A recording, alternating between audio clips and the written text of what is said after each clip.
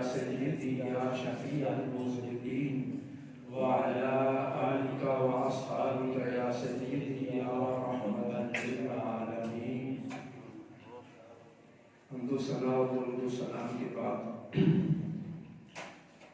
مالک لم یزل نے اپنے پیارے محبوب دانائے غیوب رحمت للعالمین صلی اللہ علیہ وآلہ وسلم کے پاس جبریل امین کو بھیجا کہ اے جبریل جاؤ اور میرے محبوب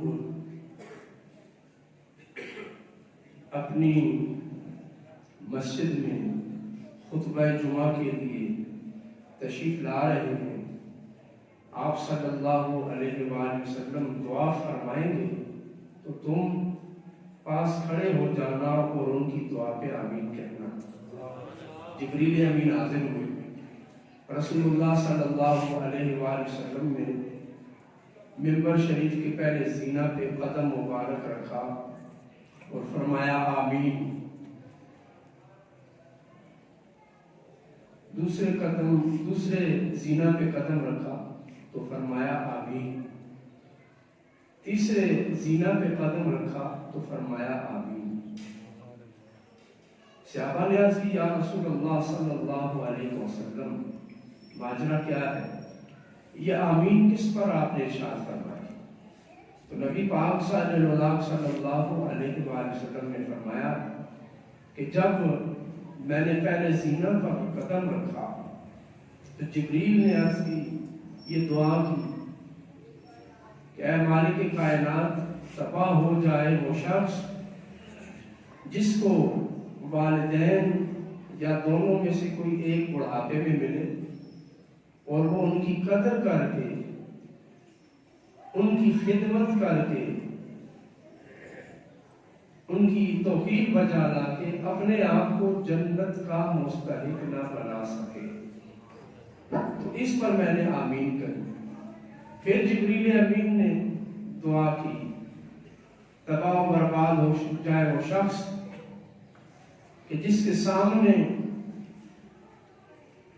ماہ رمضان المبارک آئے اور وہ اس مہینے کی قدر کر کے، توقیر بجا لا کے،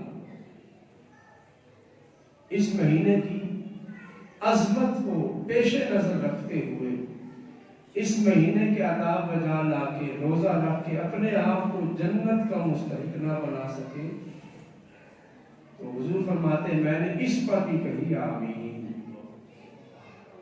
یعنی جو رمضان المبارک کا ادب نہیں کرتا، اس مہینے کا خیال نہیں رکھتا،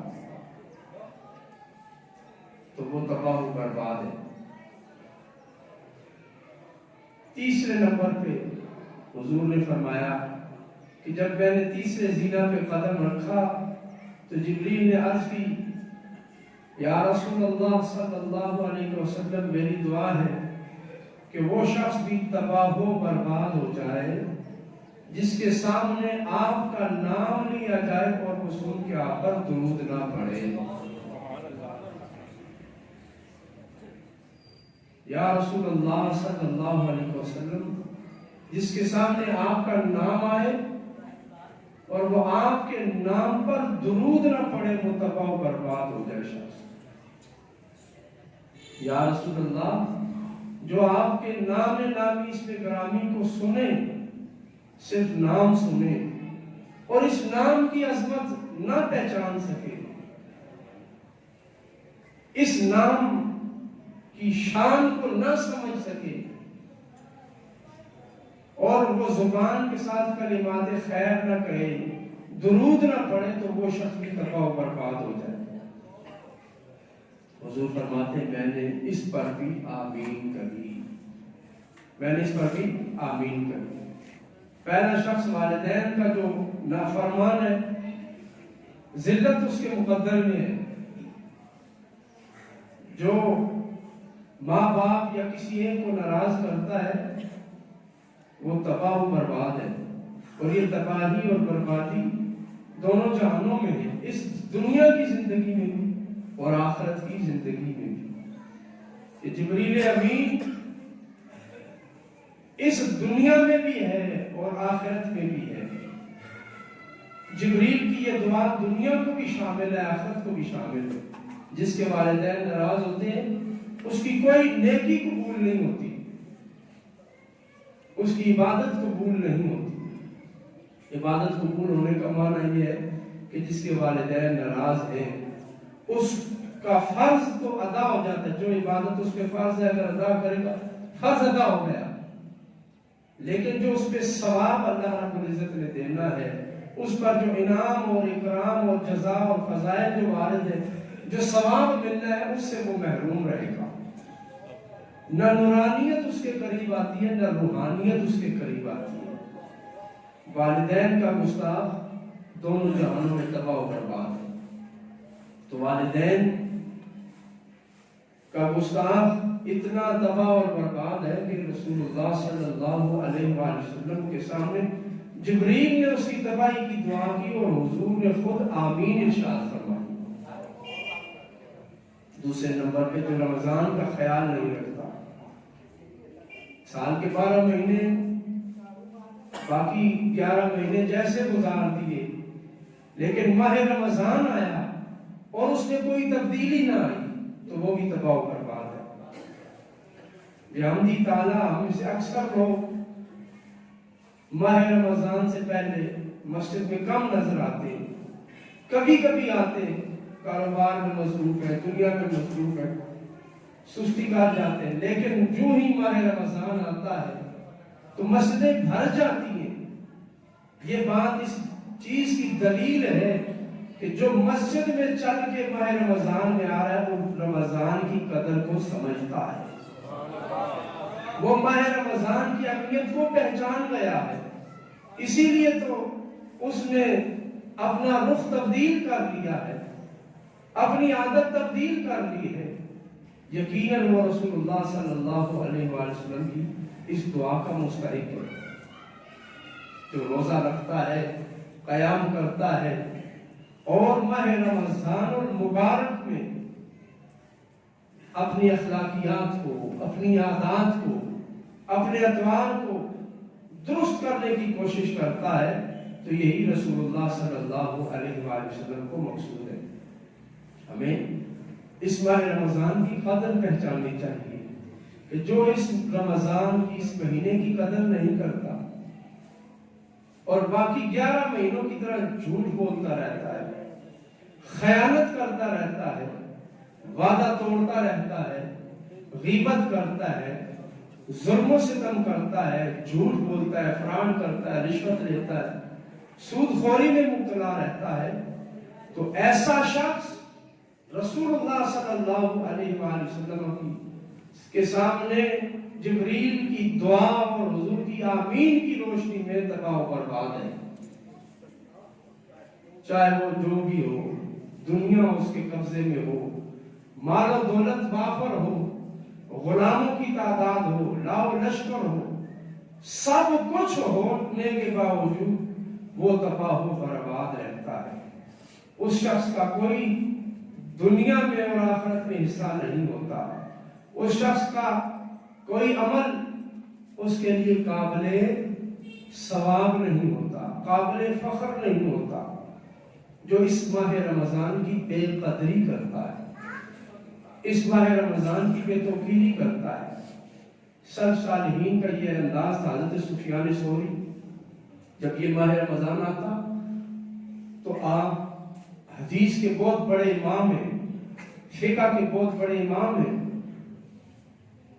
آپ کا یہ عمل تھا کہ آپ اپنی باقی عبادات چھوڑ کر صرف اور صرف قرآن کریم کی تلاوت میں مصروف ہو جاتے تھے۔ امام اعظم ابو حنیفہ اس ماہ مبارک کے احترام کو یوں بجا لاتے کہ ماہ رمضان کے ہر دن میں ایک پارہ روزانہ پڑھتے ہیں، اور ایک روایت میں کہ ایک قرآن کریم کی تلاوت کرتے تھے اور ایک قرآن کریم رات کو پڑھتے تھے، اور اسی طرح ایک قرآن کریم نماز تراویح میں پڑھتے تھے۔ اس طرح 61 قرآن پاک اس ماہ رمضان المبارک میں امام اعظم ابو حنیفہ پڑھا کرتے تھے۔ ماہ رمضان کا اتنا وہ ادب بجا لاتے، اتنی توقیر بجا لاتے کہ اپنی ساری مصروفیات چھوڑ کر، اپنا سب کچھ چھوڑ کر ماہ رمضان میں اپنی لو خالق رحمان کے ساتھ، قرآن کے ساتھ اور اس روزے کے ساتھ لگا لیتے تھے اور باقی ساری مصروفیات ترک کرتے تھے۔ ماہ رمضان المبارک کی قدر و قیمت سلف صالحین کی آیت تھی کہ اس ماہ مبارک میں جو ان کے غلام ہوتے، نوکر ہوتے، ان کو وہ چھٹی دے دیا کرتے تھے کہ اس ماہ رمضان میں تمہیں چھٹی ہے، اپنا اجر اور معاوضہ ہم سے یہ لو اور صرف یہ کام کرو کہ تم اللہ کی عبادت میں مصروف ہو جاؤ۔ یہی خدمت تمہارے لیے ہے کہ ہماری خدمت کرنے کی بجائے تم اللہ کی عبادت میں مصروف ہو جاؤ۔ اس ماہ رمضان المبارک کی اس قدر و قیمت کرتے تھے۔ اب یہ جو حضور نے فرمایا جو ماہ رمضان المبارک پائے اور پھر اس ماہ رمضان میں اپنی مغفرت نہ کروا سکے، اپنی بخشش نہ کروا سکے، تو وہ شخص تباہ و برباد ہو جائے، اس شخص کی ناک خاک آلود ہو جائے، وہ بے آبرو ہو جائے۔ آج ہمیں اس تناظر میں اپنے آپ کو دیکھنا ہوگا کہ ماہ رمضان المبارک کے ساتھ ہم کیا سلوک کر رہے ہیں۔ یہ رمضان کا مہینہ ہمارے سامنے آیا، کیا ہم نے جھوٹ چھوڑ دیا، غیبت چھوڑ دی، چغلی چھوڑ دی، بد عہدی چھوڑ دی، اللہ اور اس کے رسول کے جو فرامین ہیں ان کے مطابق ہم نے عمل کرنے کا عہد کیا یا نہیں کیا، ہم نے اپنے گناہوں سے توبہ کی یا نہیں کی۔ توبہ کا ٹوٹ جانا اور معاملہ ہے، لیکن اس ماہ رمضان کے آتے ہی توبہ کر لینا، استغفار کر لینا، اپنے سابقہ گناہوں کو چھوڑنے کا ارادہ کر لینا، ان پر ندامت کا اظہار کرنا، یہ ہم پر لازم ہے، یہ مسلمانوں پر لازم ہے اور اہل اسلام کا طریقہ ہے، اہل اسلام کا وتیرہ ہے کہ اہل اسلام اس ماہ مبارک کو عبادت کے ساتھ سجاتے ہیں، مساجد کو آباد کرتے ہیں، صدقہ و خیرات کرتے ہیں اور روزہ رکھتے ہیں، رات کو تراویح ادا کرتے ہیں۔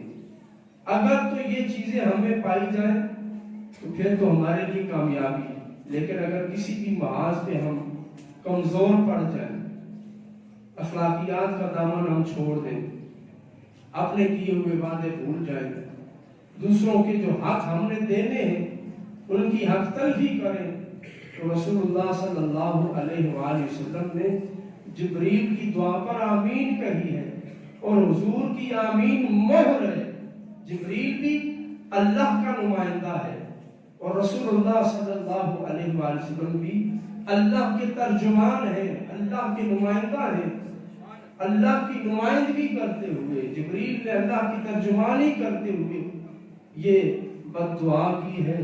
اس کا معنی یہ ہے جو ماہ رمضان کی قدر نہیں کرتا، اس کا ادب بجا نہیں لاتا، وہ شخص تباہ و برباد ہے اور تباہی کے دہانے پر ہے۔ ایک ہے اس ماہ رمضان المبارک میں روزہ رکھنا، وہ تو اس ماہ رمضان کا خاصہ ہے اور فرض ہے ہم پر، وہ تو ہم نے رکھنا ہی رکھنا ہے۔ قیام اللیل رسول اللہ صلی اللہ علیہ وآلہ وسلم اور آپ کے صحابہ کا محبوب عمل ہے، وہ تو ہم نے کرنا ہی کرنا ہے، لیکن ماہ رمضان کا ادب یہ ہے، احترام یہ ہے کہ ہم نے اگر روزہ نہیں رکھا، بیمار ہیں، معذور ہیں، سفر میں ہیں، تو پھر بھی اس رمضان کا تقاضا یہ ہے کہ روزے دار کے سامنے ہم دوائی بھی نہ پیئیں، کھانا بھی نہ کھائیں۔ یہ روزے کا ادب اور احترام ہے۔ ایک روزے دار ہے تو اس کے سامنے ہم ایسا کوئی کام نہ کریں کہ جس سے رمضان کی بے توقیری ہوتی ہو، بے قدری ہوتی ہو۔ یقین جانیے کہ ماہ رمضان المبارک وہ عظمتوں والا مہینہ ہے کہ جس کے بارے میں حضرت بابا فرید الدین گنج شکر فرماتے ہیں، بندہ پوری زندگی اعمال حسنہ کرتا رہے، عبادتیں کرتا رہے، اس مقام پہ نہیں پہنچتا، اس درجے تک نہیں پہنچ سکتا جس درجے پر رمضان کا ادب کرنے والا ایک لمحے میں پہنچ جاتا ہے۔ رمضان مبارک کا ایک لمحہ اس قدر قیمتی ہے کہ اللہ کی بارگاہ تک لے جاتا ہے۔ حضرت امام ابن جوزی التبصرہ میں فرماتے ہیں کہ اگر مردوں کو جو قبروں میں پڑے ہیں یہ کہا جائے کہ تم کوئی چیز مانگ لو، مردوں کو جو فوت شدگان ہیں قبرستانوں میں پڑے ہیں انہیں اگر کہا جائے کہ ایک چیز اللہ تمہیں دینا چاہتا ہے وہ تم مانگ لو، اللہ عطا فرمائے گا، ہر حالت میں تمہیں مل جائے گی۔ تو امام ابن جوزی فرماتے ہیں کہ پھر وہ جو فوت شدگان ہیں قبروں میں پڑے ہیں وہ دنیا کی کوئی اور چیز نہ مانگے، مال، دولت، زندگی، جائیداد، دائمی زندگی، جنت۔ آپ فرماتے ہیں اگر مردوں کو اختیار مل جائے کہ ایک چیز مانگو اللہ عطا فرمائے گا تو مردے کہیں گے اے مالک کائنات ہمیں ماہ رمضان عطا فرما دے، ہمیں رمضان کا مہینہ عطا فرما دے۔ حضرت ابن عباس فرماتے ہیں اگر لوگوں کو پتہ چل جائے ماہ رمضان میں کیا ہے تو یہ التجا کرے کہ اے مالک و مولا اس پورے رمضان کو ہمارے لیے، اس پورے سال کو ہمارے لیے ماہ رمضان بنا دے۔ ماہ رمضان کی اس قدر شان ہے، عظمت ہے اور اتنا ہی نازک مرحلہ ہے اس کی بے توقیری کا، اس کی بے ادبی کا۔ گزشتہ قومیں کیوں تباہ ہوئی؟ یہودی تباہ ہو گئے، نصرانی تباہ ہو گئے، 70,000 سے زائد انبیاء صرف بنی اسرائیل میں آئے۔ بنی اسرائیل میں کتنے نبی آئے؟ 70,000 سے زائد۔ اور آج اس قوم کا نام و نشان دنیا سے مٹ گیا، دنیا میں ذلت کے مقام پر ہے۔ وجہ کیا ہے کہ یہودیوں نے اپنے مقدس ایام کی عظمت کا خیال نہیں رکھا۔ یہی حشر نصارہ کے ساتھ ہوا، عیسائیوں کے ساتھ، کہ ان کے جو مقدس ایام تھے سردیوں میں آتے تو روزہ رکھ لیتے، گرمیوں میں آتے تو پھر گرمیوں کی بجائے ان دنوں کو سردیوں میں پھیر دیتے اور چند روزوں کا اضافہ کر لیتے۔ انہوں نے ان دنوں کی قدر نہیں پہچانی، ان دنوں کی بے توقیری کی۔ اللہ رب العزت نے 70,000 نبیوں کا وارث ہونے کے باوجود انہیں تباہ و برباد کر دیا۔ اور یہ تاج دنیا کی شہنشاہی کا، دنیا میں عظمت کا اور قیامت کے دن عظمت کا امت مسلمہ کے سر سجا دیا۔ وجہ کیا ہے کہ وہ تباہ ہوئی اپنے دنوں کی صحیح معنوں میں قدر نہ کر کے، اور بحمدی تعالیٰ اہل اسلام ان دنوں کی عظمت بجا لاتے ہیں، توقیر بجا لاتے ہیں، اس مہینے کا ادب کرتے ہیں، لحاظ رکھتے ہیں، تو مالک کائنات ان کو اپنی طرف سے وہ نعمتیں عطا فرماتا ہے۔ بظاہر تو مومن روزہ رکھ کے کمزور ہو جاتا ہے، کمزوری آ جاتی ہے، ضعف آ جاتی ہے، لیکن جو حقیقتاً اس کو فوائد حاصل ہوتے ہیں، آج سائنس بھی اس میں تسلیم کر رہی ہے کہ روزے سے بڑھ کر انسانی صحت کے لیے اور کوئی مفید عمل ہے ہی نہیں۔ انسان کے لیے سب سے مفید عمل انسانی صحت کے لیے روزہ ہے۔ مالک کائنات ہمیں اس روزے کی عظمت پہچانے کی توفیق عطا فرمائے۔